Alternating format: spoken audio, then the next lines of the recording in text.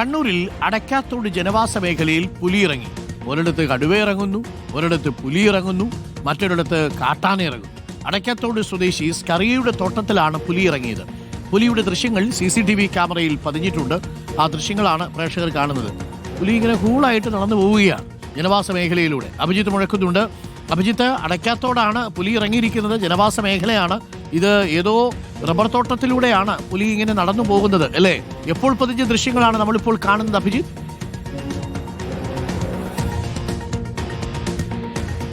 അരുൺ, ഇന്ന് പുലർച്ചെ പതിഞ്ഞ ദൃശ്യങ്ങളാണിത്. നേരത്തെയും പലതവണ പുലിയുടെ സാന്നിധ്യം സ്ഥിരീകരിച്ച ഒരു മേഖല കൂടിയാണ് അടക്കാത്തോട്. അതിനാൽ തന്നെ അവിടെയുള്ളവർക്കൊക്കെ മുന്നറിയിപ്പ് വനം വകുപ്പ് നൽകിയിട്ടുമുണ്ട്. സ്കറിയ എന്നയാളുടെ തോട്ടമാണിത്. മറ്റൊരാൾക്ക് പാട്ടത്തിന് നൽകിയതാണ്. ആ റബ്ബർ കൃഷി നടക്കുന്ന ആ തോട്ടം, അതിൻ്റെ ഇടയിലൂടെ പുലി ഇങ്ങനെ നടന്നു പോകുന്ന ദൃശ്യങ്ങളാണിത്.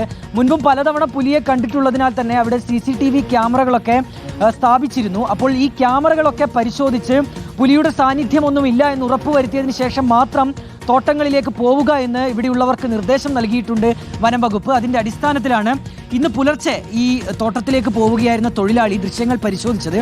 അപ്പോഴാണ് പുലിയുടെ സാന്നിധ്യം കാണുന്നത്. അല്പസമയം മുൻപ് വനം വകുപ്പ് ഉദ്യോഗസ്ഥർ ഈ പ്രദേശത്തേക്ക് എത്തിയിരുന്നു അരുൺ.